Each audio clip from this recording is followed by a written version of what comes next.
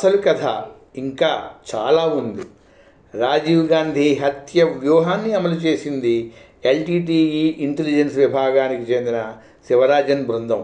కానీ అసలు రాజీవ్ గాంధీని హత్య చేయాలని కుట్ర చేసింది లిబరేషన్ టైగర్స్ ఆఫ్ తమిళ్ ఈలం అంటే ఎల్టీటీఈ నాయకుడు ప్రభాకరన్.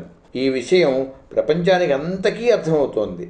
కానీ న్యాయస్థానంలో నిరూపించడానికి సాక్ష్యాధారాలు కావాలి. దొరికిపోయారనుకున్న ముఖ్య నేరస్తులు ఎవరూ మాకు ప్రాణాలతో దొరకలేదు, ఒక్క సుతేంద్ర రాజా తప్ప. ఏం చేయాలి?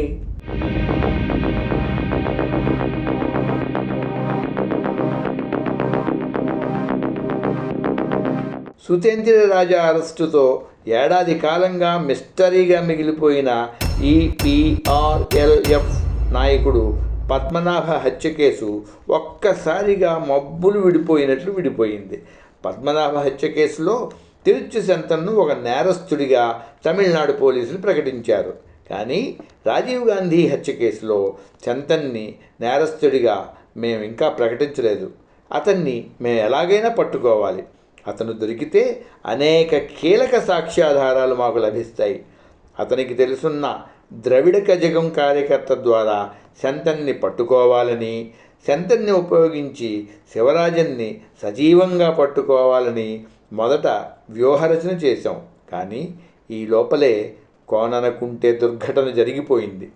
ఇప్పుడైనా తిరుచి సెంతన్ని పట్టుకొని తీరాలి. నిజానికి ఎల్టీటీఈకి చెందిన రాజకీయ విభాగానికి చెందినవాడు తిరుచి సెంతన్, ఇంటెలిజెన్స్ విభాగానికి చెందినవాడు శివరాజన్. ఈ రెండు వర్గాలు వేటికవే స్వతంత్రంగా పనిచేస్తుంటాయి. ఇంటెలిజెన్స్ వర్గం చేసే నేరాలతో రాజకీయ విభాగం ఎలాంటి సంబంధం పెట్టుకోదు, ప్రత్యేకంగా ఎల్టీటీఈ నాయకుడు ప్రభాకరన్ ఆదేశాలు ఉంటే తప్ప. ఇప్పుడు శివరాజన్నే రక్షించడానికి తిరుచి సెంతన్ పూనుకున్నాడంటే అతనికి ఖచ్చితంగా ప్రభాకరన్ నుంచి ఆదేశాలు అంది ఉండాలి. కాబట్టి సెంతన్ని పట్టుకోగలిగామంటే అతి ముఖ్యమైన సాక్ష్యాధారాల్ని సేకరించగలం. శివరాజన్ ముఠాని మేం బెంగళూరులో వేటాడే నాటికే సెంతన్ పరిస్థితి నిస్సహాయంగా తయారైంది. అతని వెంట 2-3 ఎల్టీటీఈ సహాయకులు మినహా మనుషులెవరూ మిగలలేదు. వాళ్ళైనా బయటకు వచ్చి మాట్లాడితే వాళ్ళ శ్రీలంక యాస నిమిషాల్లో పోలీసులకు పట్టిస్తుంది. ఇంకా సెంతన్కి మిగిలింది అతని సహాయకుడైన భారతీయుడు ఇరుంబొరై ఒక్కడే. దీనికి తోడు అతని వైర్లెస్ సెట్ మొత్తాన్ని జూలై 28న కోయంబత్తూరులో పోలీసులు దాడి చేసినప్పుడే డిక్సన్ ధ్వంసం చేసి పారేశాడు. కోడ్ షీట్స్ కూడా బూడిద చేశాడు. శివరాజన్ నుంచి వచ్చిన వైర్లెస్ సెట్ కాస్త కరూరులో వరదన్ అరెస్టు మూలంగా పోలీసుల చేతుల్లో పడిపోయింది. ఇప్పుడిక సెంతన్ దగ్గర వైర్లెస్ సెట్ కూడా లేదు, కోడ్ షీట్సు లేవు, డబ్బు లేదు. ఎల్టీటీఈ తాలూకు అన్ని రహస్య శిబిరాల మీద భారత పోలీసు దళాలు విరుచుకుపడుతుండడంతో అతనికి ఎవరు ఎక్కడా ఆశ్రయమిచ్చే పరిస్థితి కూడా లేదు. ఈ పరిస్థితిని ప్రభాకరన్కి వివరించి సహాయం కోరదామన్నా కమ్యూనికేషన్ సిస్టమ్ ఏమీ మిగలలేదు.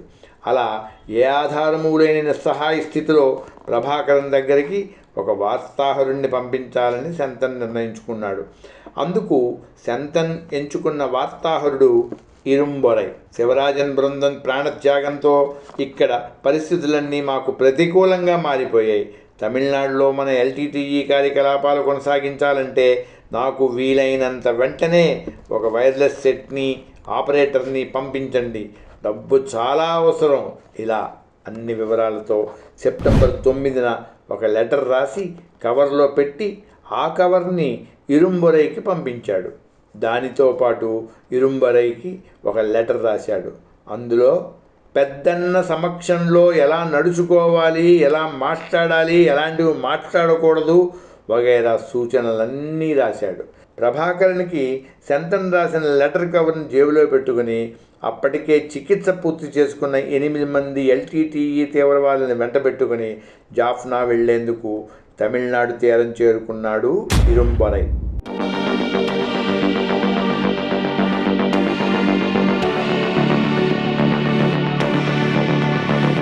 అక్టోబర్ 2 రాత్రి 11 గంటలవుతోంది.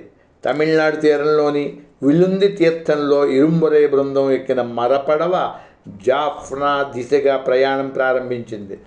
అమ్మయ్య, బయటపడిపోయాం, తెల్లారేసరికి మనం జాఫ్నా చేరుకుంటాం అనుకుంటూ ఎల్టీటీఈ కార్యకర్తలంతా గుండెల నిండా ఊపిరి పీల్చుకున్నారు.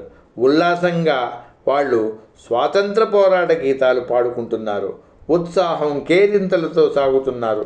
సమయం గడుస్తున్న కొద్దీ ఒక్కొక్కరే నిద్రలోకి జారుకుంటున్నారు. అప్పటికి సాగరయానం ప్రారంభమై 2-3 గంటలు గడిచి ఉంటుంది. అకస్మాత్తుగా భారత నౌకాదళ భద్రత సిబ్బంది ఈ మరపడవని అటకాయించారు. నిద్రలో ఉన్న ఎల్టీటీఈ తీవ్రవాదులు ఉలిక్కిపడి లేచి ఏం జరుగుతోందో తెలుసుకునే లోపల భద్రతా దళం ఆ మరపడవలోకి దూకింది. అప్పటికే 3 తీవ్రవాదులు సైనైడ్ మింగేశారు. వాళ్లల్లో 2 అప్పటికప్పుడే ప్రాణాలు కోల్పోయారు. మిగిలిన అందరినీ భద్రతాదళం సజీవంగా నిర్బంధంలోకి తీసుకోగలిగింది.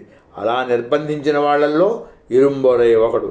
కొన్ని గంటల్లోనే వాళ్ళందరినీ తమిళనాడు తీరానికి తీసుకొచ్చి పోలీసులకి అప్పగించడం, పోలీసులు వాళ్ళని అరెస్టు చేసి మాకు అప్పగించడం చకా జరిగిపోయాయి. ఇరుంబొరై దగ్గర దొరికాయి సెంతన్ రాసిన లెటర్స్. రాజీవ్ గాంధీ హత్య కేసులో ఎల్టీటీఈ నాయకుడు ప్రభాకరన్ పాత్రకు అద్దం పట్టే అతి కీలకమైన సాక్ష్యాలలో ఒకటిగా ఆ లెటర్స్ సిట్ రికార్డుల్లో చేరిపోయాయి. ఇరుంబొరైని ప్రశ్నించినప్పుడు చెప్పాడు, శివరాజన్, సుభా, నేరులని రాజా ఒక ట్యాంకర్లో బెంగళూరు తీసుకొచ్చినప్పుడు నేను బెంగళూరులోనే ఉన్నాను. రాజీవ్ గాంధీ హత్య గురించి నాకు ముందుగా ఏమీ తెలియదు. కానీ తిరుచి సెంతన్ మాత్రం 1-2 సార్లు చెప్పాడు, ఈసారి ఎల్టీటీఈ ఒక పెద్ద తలకాయను లేపేయబోతోంది అని. ఇరుంబొరై తిరుచి సెంతన్కి చెప్పిన పని చేసే సహాయకుడు మాత్రమే.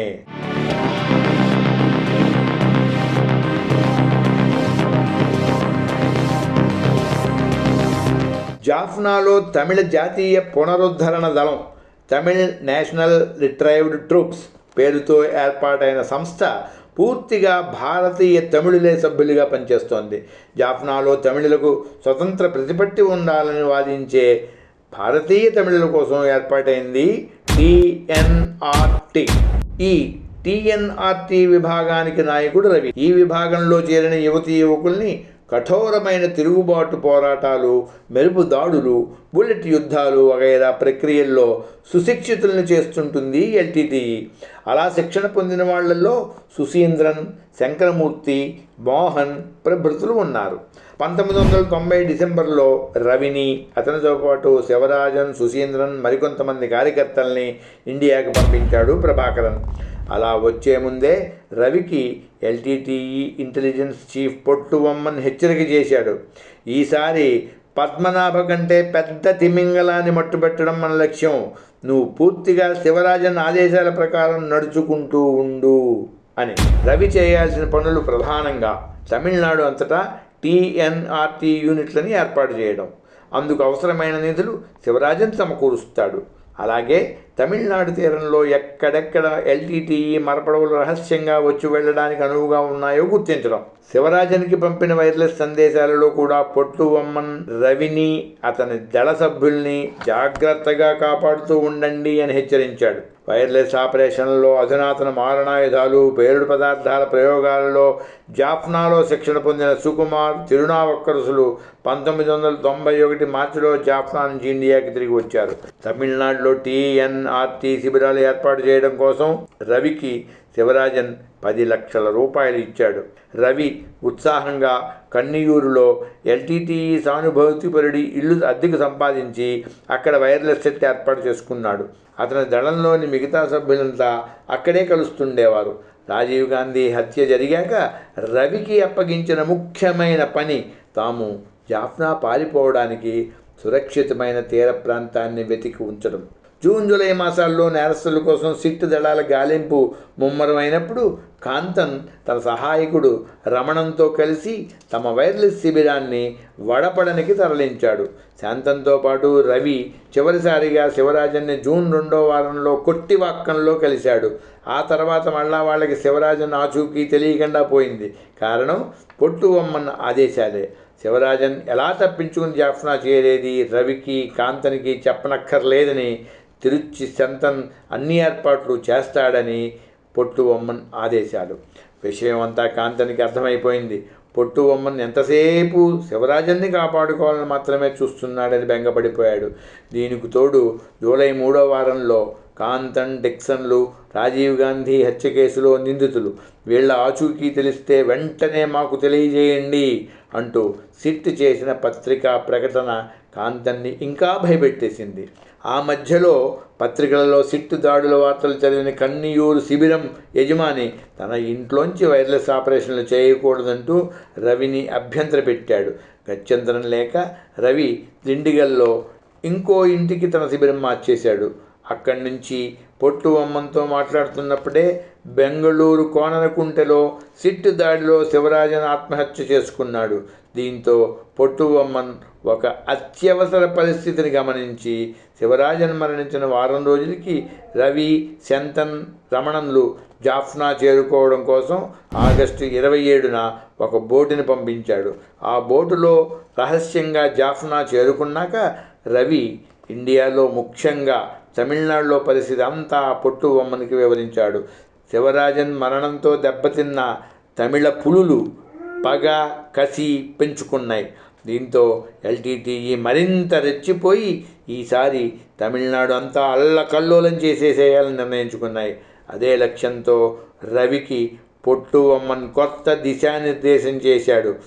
ఒక ప్రముఖుణ్ణి చంపేయండి, భద్రతా పోలీసు దళాల్లో ముఖ్యులైన అధికారుల్ని నిర్దాక్షిణ్యంగా కాల్చిపారేయండి, ఆ దళాలన్నీ నైతికంగా నిర్వీర్యమైపోవాలి, తీర ప్రాంతాల నుంచి సమాచార రవాణా నిరాటంకంగా కొనసాగేలా చూడండి, జాఫ్నాలో అవసరమైన మందులు, పెట్రోలు పంపించండి, TNRTలో భాగంగా ఇక్కడ శిక్షణ పొందేందుకు తమిళ యువకుల్ని విరివిగా పంపించండి, ఎప్పుడు ఎక్కడ వీలైతే అప్పుడు అక్కడ బీభత్సాన్ని, భయోత్పాతాన్ని సృష్టించండి, తమిళనాడు కోస్తా తీరంలో మన నిత్యావసరాల సరఫరాకు అంతరాయం కలగకుండా తీర భద్రత దళాన్ని నిరోధిస్తూ ఉండండి. ఇలాంటి ఆదేశాలతో పొట్టుబొమ్మన్ ఈసారి రవికి విరివిగా మారణాయుధాలని, పేలుడు సామగ్రిని ఇచ్చి పంపించాడు. సెప్టెంబర్ మొదటి పక్షంలో రవి 2 సబ్మిషన్ గన్లని, వందల కొద్దీ బుల్లెట్ పటకాలని, 10 గ్రెనేడ్లని, 5 పిస్టల్స్ని, 12 బంగారం బిస్కెట్లని, 2 వాకీ టాకీ సెట్లని, 15 కోడ్ షీట్లని, విరివిగా సైనైడ్ గొట్టాలని తీసుకుని తమిళనాడు తీరంలో దిగాడు. ముందుగానే వైర్లెస్లో మాట్లాడుకున్న విధంగా అతని సహచరులు వచ్చి కలిశారు. సబ్ మెషిన్ గన్స్ని, 5 గ్రెనేడ్లని తీరంలోని ఇసుక కుప్పల్లో దాచిపెట్టారు. ఒక పిస్టల్, 6 బంగారం బిస్కెట్లు, మిగతా గ్రెనేడ్లని, కొన్ని సైనైడ్ గొట్టాలని, వాకీ టాకీల్ని సుశీంద్రన్కి ఇచ్చి భద్రంగా ఉంచమని చెప్పాడు రవి. అమలు చేయాల్సిన బృహత్ వ్యూహం గురించి చర్చించుకుని మిత్రులంతా ఎవరి దారిన వాళ్ళు వెళ్ళిపోయారు. అంతా తామేదో గొప్ప ఘనకార్యం సాధించబోతున్నామన్నట్లు సమధికోత్సాహంతో ఉర్రూతలూగిపోతున్నారు. కానీ వాళ్ళ దురదృష్టం కొద్దీ అప్పటికప్పుడు ఏం చేయడానికి వీళ్ళని విధంగా తమిళనాడు అంతటా భద్రతా దళాలు పహారా కాస్తున్నాయి. గత్యంతరం లేక వాళ్ళు అవకాశం కోసం ఎదురు చూస్తున్నారు. ఇంతలో వర్షాలు కురిశాయి. తీరంలో ఇసుక తిన్నెల మీద ఇసుక జారిపోతోంది. రవి బృందం సబ్మెషిన్ గన్లను దాచిపెట్టిన చోట కూడా ఇసుక జరిగిపోయి ఆ గన్లు కొంచెం కొంచెంగా బయటికి కనిపిస్తున్నాయి. ఇది గమనించిన సమీప గ్రామస్తులు తీరంలో పహారా కాస్తున్న కస్టమ్స్ అధికారులకు చెప్పారు.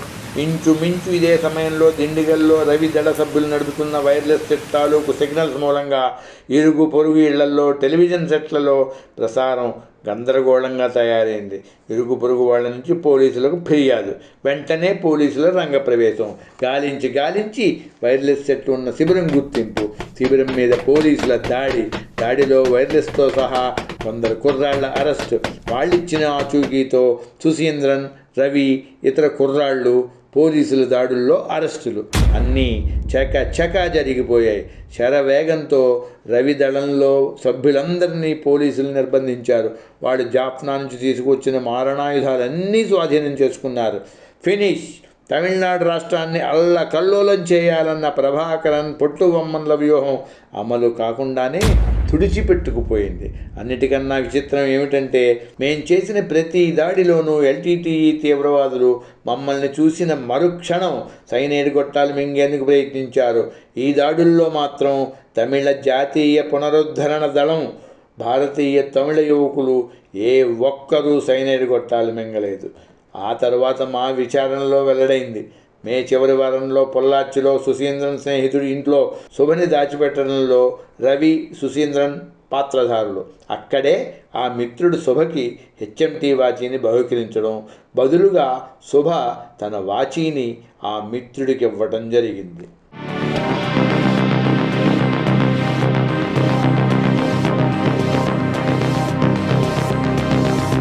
శివరాజన్ దళానికి సహకరించిన తిరుచి సెంతన్ని, హంతక ముఠాని బెంగుళూరుకి తరలించడంలో తోడ్పడిన మెట్టూరు రాజును పట్టుకోవాలి.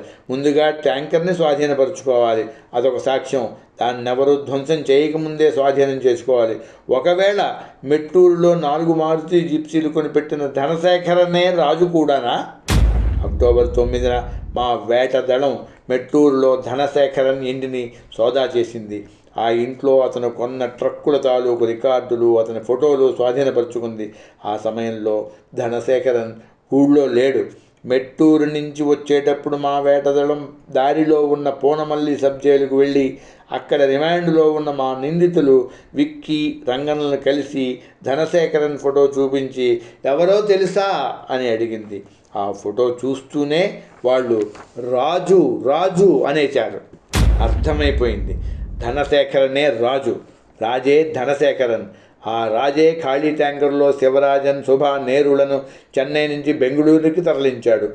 ధనశేఖరన్ ఇంటిని సోదా చేసిన రోజునే అతని సోదరుడి ద్వారా ధనశేఖరన్కి ఒక లీగల్ నోటీస్ పంపించాం. అక్టోబర్ 11 కల్లా సిట్ ముందు హాజరు కావాలని. ధనశేఖరన్ హైకోర్టును ఆశ్రయించాడు. సిట్ దళాలు తనని చంపేసే ప్రమాదం ఉందని, కనుక తనని తన న్యాయవాది సమక్షంలో మాత్రమే విచారించాలని అతను కోరాడు. ధనశేఖరన్ని ఒక ఇన్స్పెక్టర్ జనరల్ స్థాయి అధికారి సమక్షంలో సూపరింటెండెంట్ ఆఫ్ పోలీస్ స్థాయి అధికారి మాత్రమే విచారించవచ్చు. అయితే ధనశేఖరన్ మాత్రం అక్టోబర్ 16 కల్లా సిట్ ముందు హాజరు కావాలి. ఇది హైకోర్టు ఆదేశం. దీంతో ధనశేఖరన్ మనసు మార్చుకొని అక్టోబర్ 13 నాడే మెట్టూరు పోలీసుల ముందు లొంగిపోయాడు.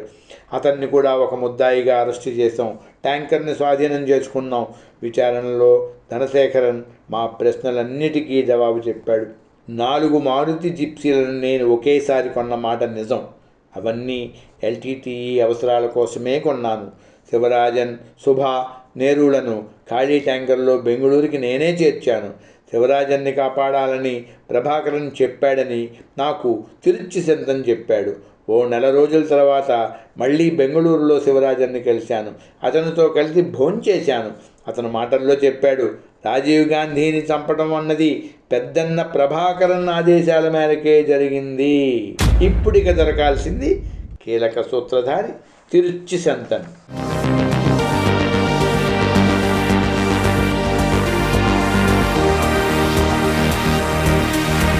తిరుచి సెంతన్ పేరుకి ఎల్టీటీఈ రాజకీయ విభాగం కార్యకర్త, కానీ చేసిందంతా ఎల్టీటీఈ ఇంటెలిజెన్స్ విభాగంతో చేతులు కలిపి రాజీవ్ గాంధీ హంతకులకు ఆశ్రయం కల్పించడం, సహకరించడం. శివరాజన్ బృందానికి సెంతన్ సహకరించి ఉండకపోతే ఆ ముఠా ఏనాడో దొరికిపోయి ఉండేది. పైగా సెంతన్కి ఈ హత్య వెనకాల కుట్ర విషయాలు చాలా తెలుసు. అతన్ని పట్టుకోవాలి వీలైనంత శీఘ్రంగా. ధనశేఖరన్ని మేము అదివరకే గుర్తించిన ద్రవిడ కజగం కార్యకర్తని విచారించినప్పుడు సెంతన్ మెట్టూరు పరిసరాల్లోనే ఉంటున్నాడని చెప్పారు. అతనికి ద్రవిడ కజగం కార్యకర్త సోదరుడు, మరికొంతమంది రాజకీయ నాయకులు ఆశ్రయమిస్తున్నారన్నారు. ధనశేఖరన్ ఇంకో విషయం చెప్పాడు. తిరుచి సెంతన్ జాఫ్నాకి పారిపోవాలని ప్రయత్నిస్తున్నాడు. విశాఖపట్నంలో ఒక మేస్త్రి ఉన్నాడని, అతను ఎవరికీ దొరకకుండా జాఫ్నా తీసుకు వెళ్ళగలడని, అతన్ని కలుసుకుని తాను జాఫ్నా పారిపోయే మార్గం చూడమని సెంతన్ చెబితే నేను విశాఖపట్నం వెళ్ళాను. నాతో పాటు సెంతన్ అసిస్టెంట్ వసంతన్ కూడా వచ్చాడు. కానీ ధనశేఖరన్ చెప్పని మరో విషయాన్ని కూడా మా వేటదళం సేకరించింది. అక్టోబర్ 9న మేము ధనశేఖరన్ ఇల్లు సోదా చేసి లీగల్ నోటీసు జారీ చేసినప్పుడు అతను వసంతంతో కలిసి చెన్నై వచ్చి మారు పేర్లతో ఒక లాడ్జిలో దిగి లాయర్ని కలుసుకున్నాడు.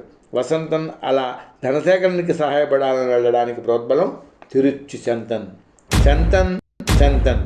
శివరాజన్ ముఠా మాకు దొరకకుండా సెంతన్ సహకరించినట్లే సొంతం దొరకకుండా అతనికి చాలామంది సహకరిస్తున్నారు. ఇదే విషయాన్ని తమిళనాడు పోలీసులకు చెప్పాం. సెంతన్కి ఎవరెవరు ఆశ్రయం ఇస్తున్నారో రాజకీయ నాయకులు, ఇతర శక్తులు వివరాలు పోలీసులకు అందించాం. తమిళనాడు అంతా జల్లెడ పట్టైనా సెంతన్ని పట్టుకోవాలని చెప్పాం. అప్పటికి సెంతన్ మెట్టూరు వదిలేశాడు. భవానీ, ఈరోడ్ల మీదుగా తిరుచునాపల్లి తిరిగి వెళ్లాలని ప్రయత్నిస్తున్నాడు. మా వేట దళానికి అందిన సమాచారం ప్రకారం మేం గుర్తించిన ద్రవిడ కజగం కార్యకర్త తిరుచునాపల్లిలో సెంతన్ని కలవబోతున్నాడు. గుడ్, సెంతన్ని పట్టుకోబోతున్నాం. ఆ రోజే ద్రవిడ కజగం కార్యకర్తని సెంతన్ ఒక రెస్టారెంట్లో కలుసుకోబోతున్నాడు. మా సిట్ సభ్యులు ఎవరూ గుర్తుపట్టలేని విధంగా సాదాసీదా దుస్తుల్లో ఆ రెస్టారెంట్లో తలోమూలా కూర్చున్నారు. క్షణాలు గడుస్తున్నాయి. ఉత్కంఠ పెరుగుతోంది. ద్రవిడ కజగం కార్యకర్త వచ్చి కూర్చున్నాడు. సెంతన్ ఇంకా రాడేం? అకస్మాత్తుగా మా వాళ్ళు కనిపెట్టేశారు. సెంతన్ రాలేదు. తన బదులు వేరొక ఆగంతుకుణ్ణి పంపించాడు. ఏం చేద్దాం? మరో ఆలోచన లేకుండా క్షణాల్లో మా సిట్టు వేటదళం సభ్యులు తలోమూల నుంచి ఆ ఆగంతుకుణ్ణి చుట్టుముట్టారు. వాడు ఏం జరుగుతోందో గ్రహించి పారిపోవాలని యత్నించే లోపల మీదకి దూకి పెడరక్కలు విరిచి పట్టుకొని జేబులన్నీ సోదా చేశారు. వాడి జేబులో ఓ లెటర్ దొరికింది. ఆ లెటర్ని బట్టి వాడే వసంతన్. ఆ లెటర్ సెంతన్కి అతని న్యాయవాది రాశాడు. నువ్వు కొన్నాళ్ళు అజ్ఞాతంలోకి వెళ్ళిపోవడం మంచిది. కింద సంతకం లేదు. మరి సెంతన్ ఆ పరిసరాల్లో ఎక్కడా లేడు. వసంతన్ని ఎంత ప్రశ్నించినా సెంతన్ ఆచూకీ దొరకలేదు. సరే, వసంతన్ని, ఆ లెటర్ని తమిళనాడు పోలీసులు క్యూ విభాగానికి అప్పగించాం. మా వేటదళం అధికారులు తిరుచినాపల్లిలో, సేలం, ఈరోడ్, కరూర్, మెట్టూర్, భవానీ, కోయంబత్తూరు పట్టణాలలో సెంతన్ ఆచూకీ కోసం ఉధృతంగా గాలిస్తున్నారు. రోజులు గడిచిపోతున్నాయి. ఫలితం కనిపించడం లేదు. వసంతన్ని మేము పట్టుకున్నప్పుడు అతను చెప్పిన దాని ప్రకారం సెంతన్ దగ్గర ఇంకా 2 సహాయకులు మిగిలారు, గుణరాజ్, శివధన్. వీళ్ళిద్దరూ గత ఏడాది EPRLF నాయకుడు పద్మనాభ హత్య కేసులో నేరస్తులు. వీరిద్దరూ పరారీలో ఉన్నారు. ఈ ఇద్దరిలో ఏ ఒక్కడైనా మాకు అయిష్టంగా సహకరిస్తున్న ద్రవిడ కజగం కార్యకర్తని కలుసుకోవచ్చు. సెంతన్కి మిగిలిన దారి అదొక్కటే. ఈలోగా నవంబర్ 12న మాకు ఒక సమాచారం అందింది. అదేమిటో వచ్చే ఎపిసోడ్లో.